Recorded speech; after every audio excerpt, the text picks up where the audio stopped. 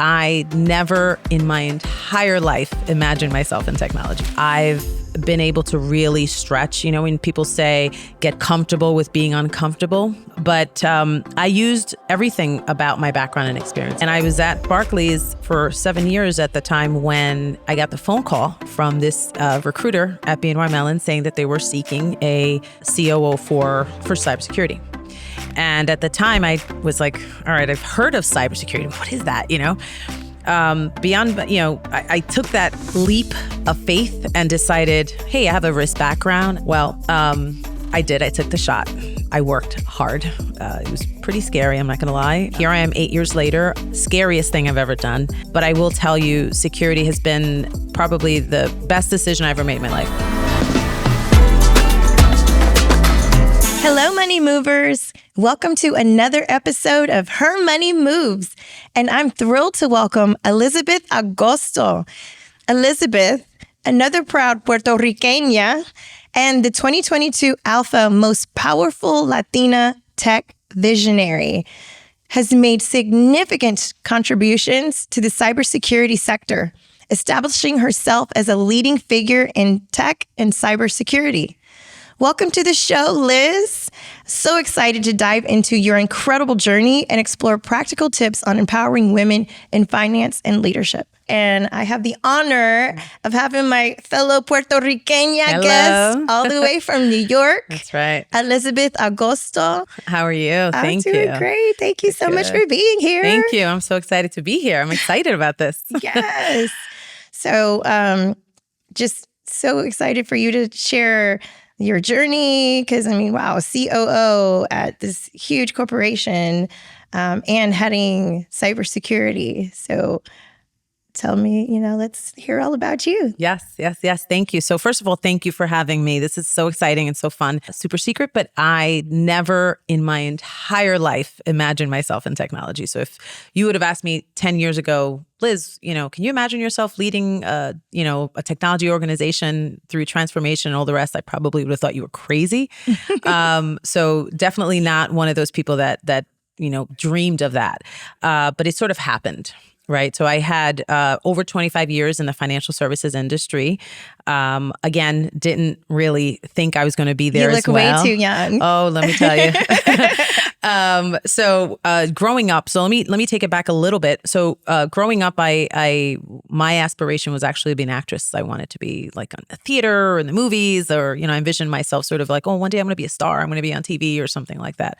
Back when in those times for me, there weren't a lot of opportunities for people that look like me. So thankfully, my dad always pitched, hey, make sure that you have a plan B.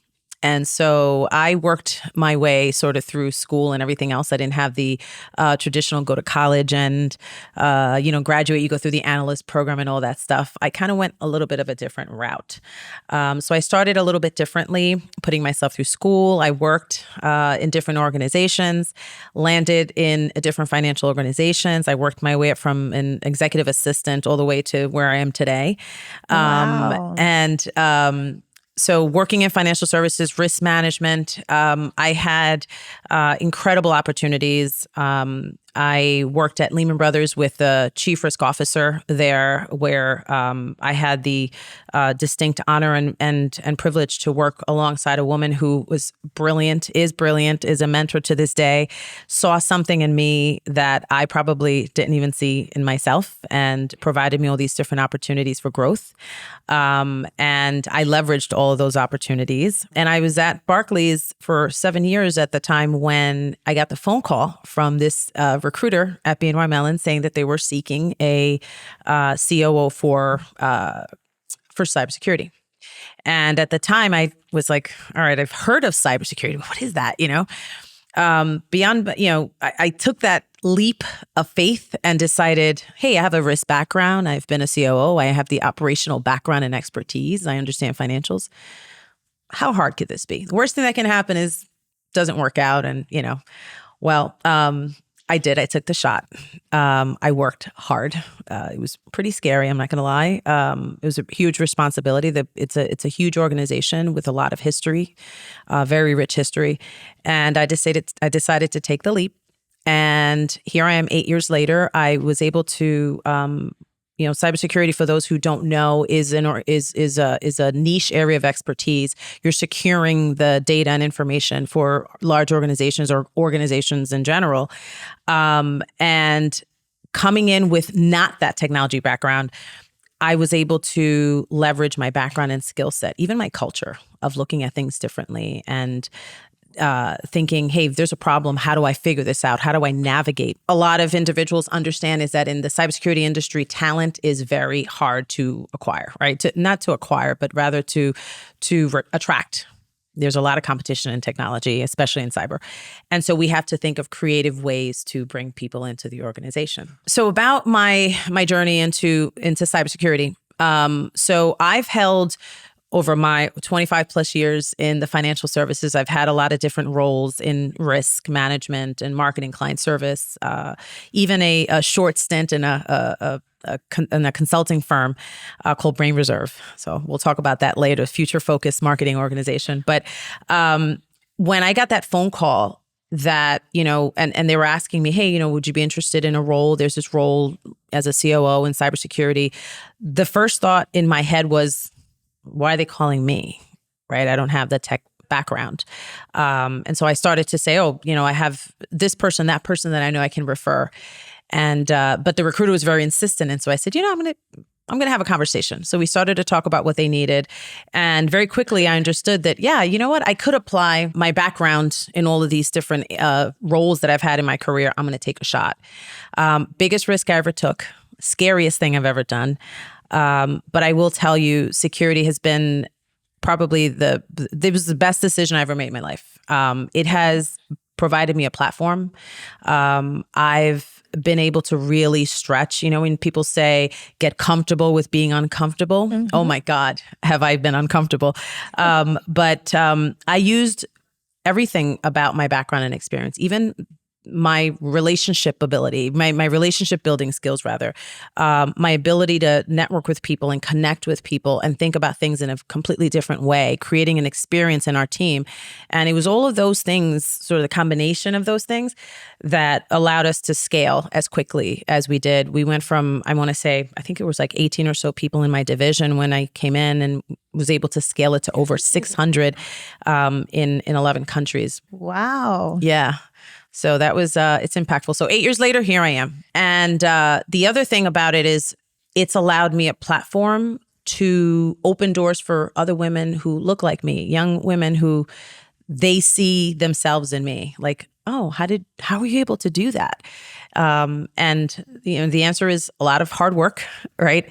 But also courage to dig deep and take a chance on myself. And I think that comes from lessons I've learned over, my upbringing. Wow. And let me tell you, our Money Moving audience needs to see you and needs to hear from you and know that. That's beautiful.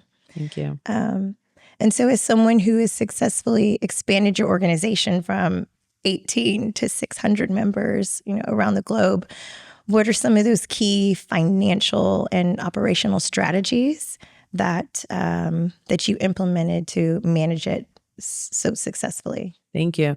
I would say it starts with the foundation. I think everything we do starts with building and laying out the foundation, like anything else, like brick by brick, right? I think it's important in any business. Whenever you're operationally, whenever you're running a business, it's setting yourself up for having that ability to move faster. So what do I mean by that is we had to have policies and procedures and ways of making sure that our financials are set, understanding, having that transparency. How are we going to recruit these people? What is the strategy we're going to use? Because every business is different. Every talent is different, right? So what worked in one company for me is not going to work in another, right? So really understanding your industry, making sure that you're not only thinking about when you're attracting the talent, but what are you going to do when that talent comes in? Because if this is really niche, experienced talent and hard to get talent, you want to make sure that they feel invested in, that they feel valued day one. So it's not just about bringing people in the door and hiring a ton of people, but it's what's the culture that you're going to create once you bring them in the house? Like, how are they going to feel coming into work every single day? What's going to inspire and motivate them to give 150% of themselves? We're all responsible for building cultures and communities. And I think that was the biggest thing. And that I think I can attribute that very sort of, proudly, that it comes from my culture, comes from my family. I'm one of 6 girls. So everything for us is a community. More than 6 kids in the house.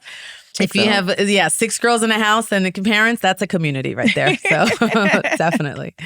Yeah. And, you were talking about your father, and how that some of the things that he taught you as you were coming up really influenced who you are today and how you have created this culture. Yes. So as I mentioned, one of 6 girls, so a lot of girls. I think I was mentioning earlier that, my dad was really trying for the boy, right? So back in the day, they didn't have that, hey, you're going to have a girl or a boy before, so you knew beforehand. So he just kept trying and trying. Anyway, my father was very disciplined man, hardworking, very proud. And he instilled in us this courage, right? This passion, this idea of experience, right? Like, I feel like my sisters and I all kind of have that spirit of, we want to create an experience for people when you're around us, whether it's a phone call or a meeting or whatever that is. But I'm sure that was a really fun household to be in. Oh God, Everybody's a lot of chatter. Parties. Yes. Everything is a party, right? Because we're already a large group. So by definition already, it's that. But I want to say the culture of discipline, the culture of, my father really instilled that sense of, you have to earn your place, right? It comes through hard work. And if you want something really badly, you have to put everything you have into it. You have to be committed and focused. But it's the little things, right? So a funny story, when we were little, we all learned the art of the handshake, right? So at like the tender age of like 5, you have to understand, there was a strategy to it even, right? Palm to palm, look the person in the eye. And so my sisters and I all have that, right? So even when, one of us would meet somebody and if we liked the guy, we'd probably encourage them to, palm to palm, make sure the handshake is tight. My father, really cares about that kind of stuff. If we didn't like him, then we probably wouldn't say much. But it's something that we've carried, in our culture. It's something in our household. It's a big thing. And again, it goes back to the experience. It goes back to that first impression. It's that brand experience. So people that I've mentored over the years or people that I know and I meet, if I go to a conference and I meet a young person and they shake my hand and it's like one of those fish handshakes, I'll say, you know what? Let's do that again. And this time, palm to palm, and I can't believe I'm doing this because I thought my dad was crazy growing up, telling us this at an early age. But pretty much all the lessons that he taught us in everyday conversation has come up in every leadership book that I've read. So it's pretty powerful how your upbringing plays such a big role in your life in so many ways. Yeah. Yes. You read a lot of leadership books. Can you talk about what your playbook has been along for your career development? Sure. And what you would share with others of, what's been really successful for you? Yeah. I love people. I study people. I really do. I'll watch how, when I'm watching someone presenting as an example, I'm watching their mannerisms. I'm watching who's the best person who's presented today and what is it that made that person so good? What was it that made that person so engaging? And I'm always taking notes, whether it's on my phone or on a pad or something. And I always go back. I like that too. Yes. I like to sit up in the front. Totally. I've got my notes. Yes. And I'll research and I just, I think about who is it that I want to be? Right? Who is it that I want to be? Who is it that I want to show up as every single day? Right? Because every day is a different experience. You're going to meet different people. It's going to be a different environment, or it's going to be a different situation. So you kind of have to be prepared. Who is the person who's going to come in today? You're going to be super courageous today, or you're going to have to be that empathetic person today, more understanding, tone it down. So just having that self-awareness. I think self-awareness is critical. Knowing who you're speaking to, your surroundings, what's happening, how are they feeling, all of those things, just being aware. Empathy. I think empathy is critical. It's so critical, right? Putting yourself in someone else's shoes and trying to understand. And if you have a high performer as an example, right? You have someone on your team and she's a high performer and all of a sudden you notice that she's not showing up the way she's normally been. Being empathetic and saying, let me check up on her, is everything okay? Are you okay? And not automatically assuming, oh, she's slacking off and she doesn't care about her work. All right. Big difference. Right. Oh, yes. So you've mentioned that Latinos don't have a traditional playbook for mentorship and career advancement. So how have you navigated your professional career without a playbook? I've been very fortunate to have people over the course of my career who have either taken an interest in me personally and wanted to help me and provide opportunities for me, and, show me the way or talk to me. And I've taken advantage of that in a good way, right? And being super respectful about it. And just asking a lot of questions, right? Reading and doing my own homework. I think the biggest thing is taking chances. I've learned over the years in my career and over, at my ripe age, I won't tell you what that is. But I wouldn't believe you anyway. Yeah, I've actually, I can't even say it enough. I really do a lot of inside work. And what I mean by that is I think success in anything is an inside job. And what that means is that it starts from within. It's if you believe that you can do something, you can do it, right? It's not so much. I know people say you got to see. What is it? You have to see it to believe it. I think you have to believe it to see it, and that's the missing ingredient sometimes. Where I think people are mistake with, oh, I go to school and I get this education, and I'm going to go out there and I'm going to do it. No, it's that internal work. It's the, preparing yourself for those big meetings because you can have all the lessons and know everything that you're supposed to know. You can know your subject in and out. But if you believe in your heart of hearts or in your head that you don't belong in that room, or that someone doesn't want you in that room, or that you shouldn't be in that room for whatever reason, oh, everybody is so senior and I'm not, or nobody looks like me, and so you want to make yourself smaller, that's how you're going to show up.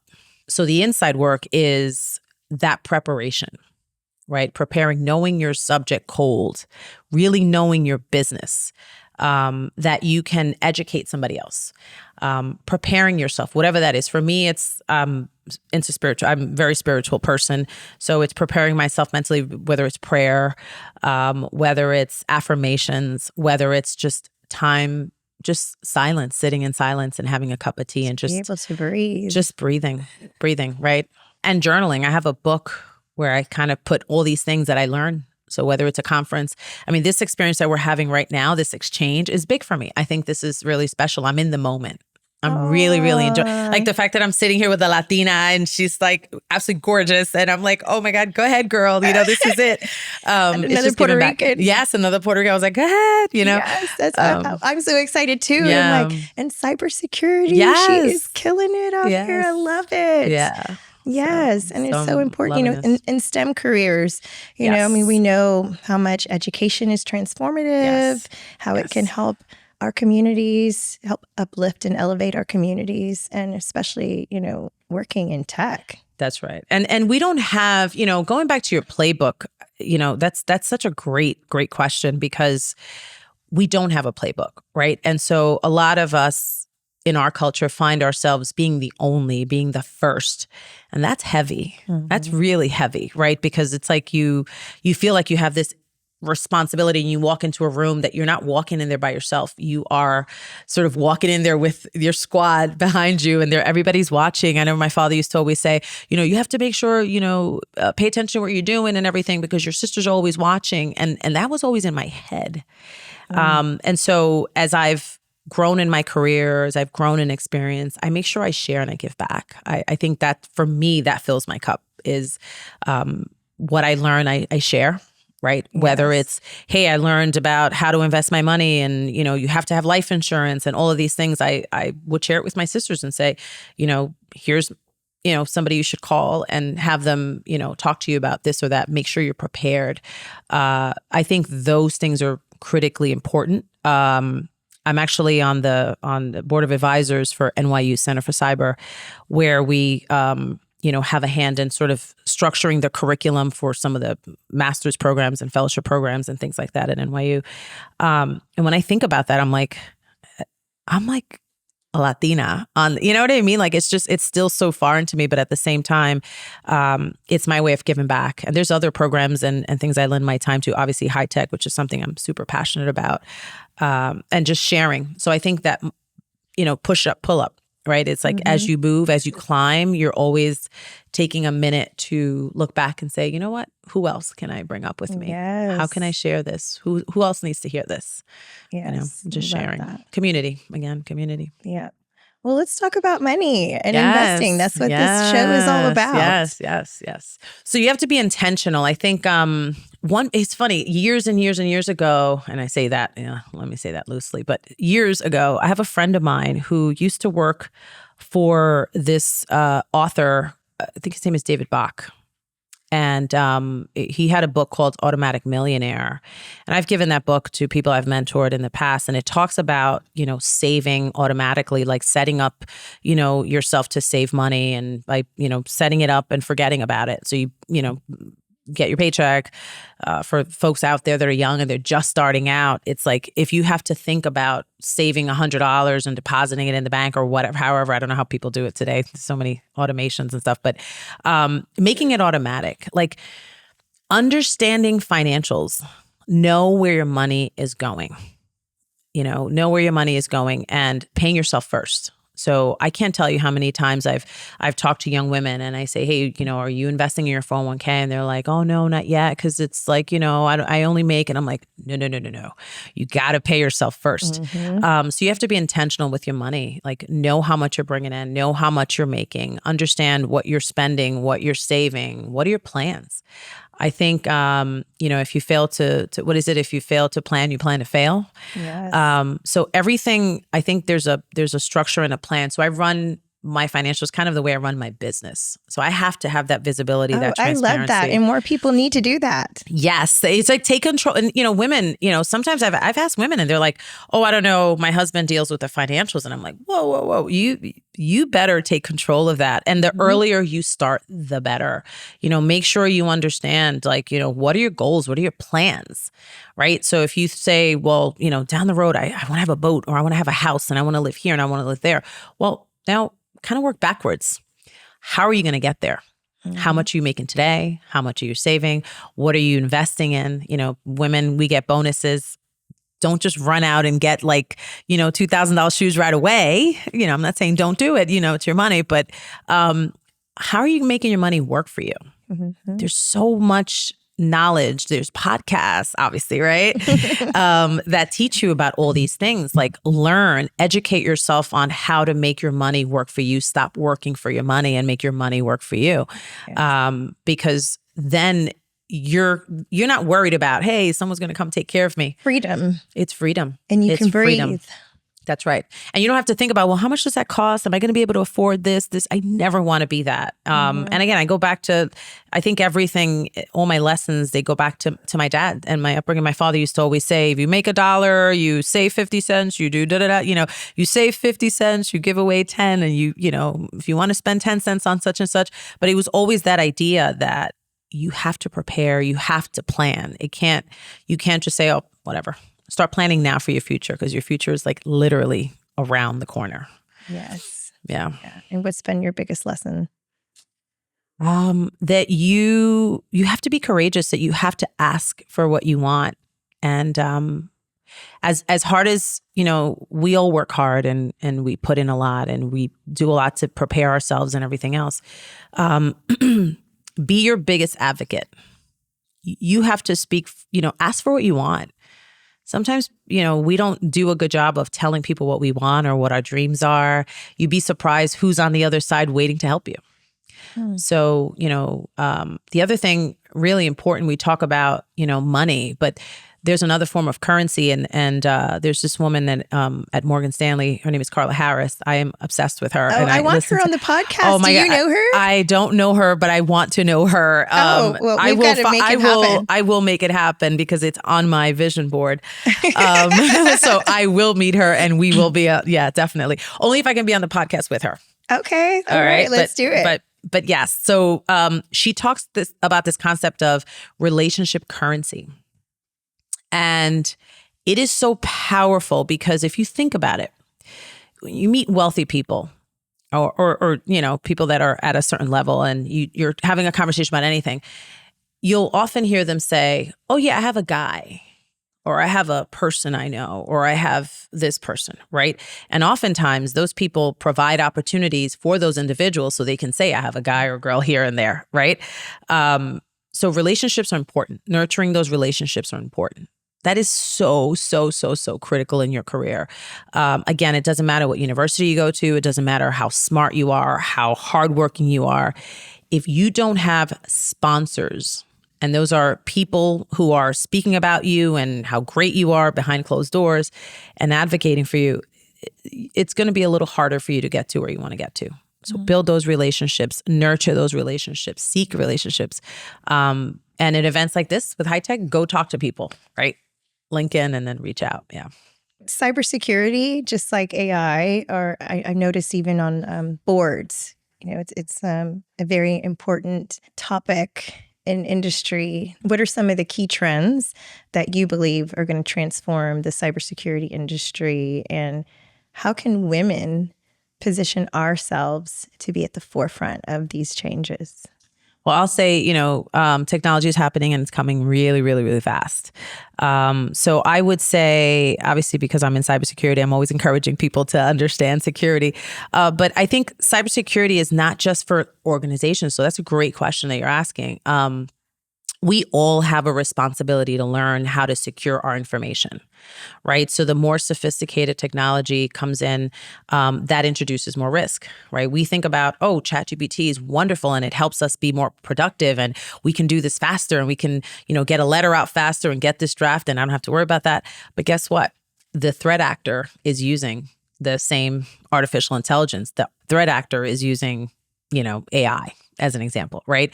And so they are always, few steps ahead. They always want to be a few steps ahead and they want to trip us up, right? In our personal lives even, right? How many people who've been compromised, their accounts have been compromised, yes. Right? So knowing your information, knowing, passwords, like just being aware, just good cyber hygiene starts in the home. Right. So if you think about it, passwords still counts. Cyber hygiene. Yeah. Cyber hygiene. Right. So it's like you have to know, you have to have awareness. So don't use the same password everywhere. Right. So if you have a password here on LinkedIn or your IG account or whatever, don't have the same password everywhere because that's not good, right? Because threat actors are all over that, and then you're easier to bait, right? The other thing is just awareness on reading your emails.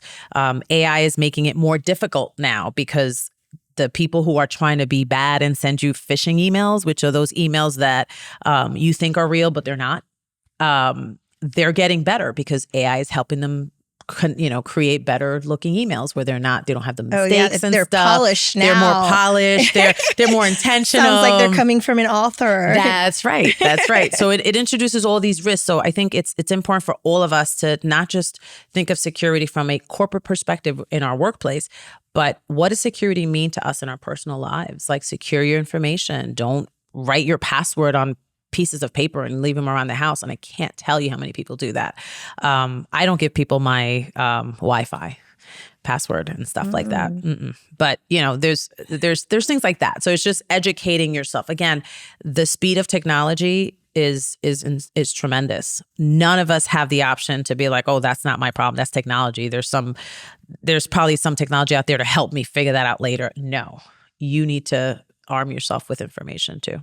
Nephews come over and they're like, what's your Wi-Fi? You're like, nope. Yeah, no, I don't share. Figure it out. Get your own hotspot. Figure yourself out. But yeah, no, I try not to do that. Yeah, only because you know what? It's you're introducing stuff into your own environment as well. So Wow. I try to think about I'm that. learning a lot. I'm terrible with remembering passwords. I have to like reset it all the time because I never remember what it is. There's a lot of information out there to help you. So to understand how to, you ever heard of like in your bank account, for instance, when you go into online banking and they'll be like, do you want fingerprint or your face recognition and things like that? Yeah. It's I best love facial recognition. Facial recognition is the best. Yeah. Because I can never remember my passwords. Yeah. So there you go. But so it's just another sort of protection, another level of protection that you have. And some people opt out of it because they're like, oh, I don't care. I don't want that extra second that I have to put my face. I just want to put my password and boom, get in or whatever. Do it. That's all I have to say is just, be safe.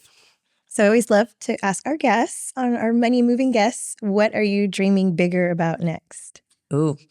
I feel like I'm going to sound like an old lady here, but as I go into this next chapter of my life, right, I like to say it's Liz Agosto 2.0, right? What's my 2.0? And I want to go into this second part of my journey in a really courageous and just focused. I want to be focused, courageous, intentional. I want so many things, but more importantly, I just want to be a better version of myself, really, right? Smarter, better, wearing better shoes and clothes, obviously, better bags. But generally just giving back and sharing, because there are people that really could use the lessons coming up. It's not as the schools in the school system doesn't teach you a lot of these life lessons. No. So what you're doing with this podcast, even, I mean, this is the new age of how we learn. This is how we learn, right? So this brings all of these lessons and teachings to people's living rooms, to their bedrooms, to they're listening to this and learning from someone, and they don't have to make the mistakes that I made in my career to get me to this point, right? So I would say just the next level that I can get to, and just being a better, bigger, a badass version of myself, if I could say that. Yeah.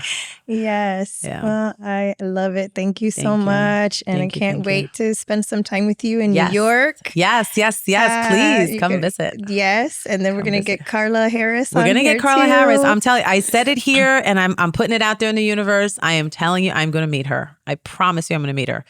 And then I'll make the introduction. So this is the bet though. If you meet her first, then you have to tell her that I'm a fan, and vice versa. That is a promise. So Carla Harris, if you are listening, I need to meet her. Yes. She's on my vision board. So I got to meet her. What else is on your vision board? Oh God, there's so many things. On my vision board, I actually have a picture a picture of Oprah in her Super Soul Sunday, or, and I kind of took the other person's face out, cut the person's face out and put mine in there. And I am envisioning myself sitting, talking to Oprah as we talk about my book, Yes. So I don't know what my book is going to be, but it's Oprah's out there. Book Club. That's it. Oprah's Book Club. I'm talking to her on Super Soul Sunday, and just, taking my career to the next level, and just, I don't know. I love it. I can't wait to read your book. Yes. And we're going to add it to I have a Dream Bigger book club. I love it. Well, every month in our newsletter, we always feature, a new book and author. So yeah. Yes. So yeah, exactly. So we'll see. I don't know what it's about yet. I'm still trying to figure that out. I do have a lot of ideas, but so we'll be talking about that. The opportunities are endless. They are. Yeah. That's right. You just gotta believe it to see it. Yeah. Mm-hmm. Yeah. Well, thank you so much. Thank you. Thank you for the Liz. opportunity. This has been amazing. Thank you so much.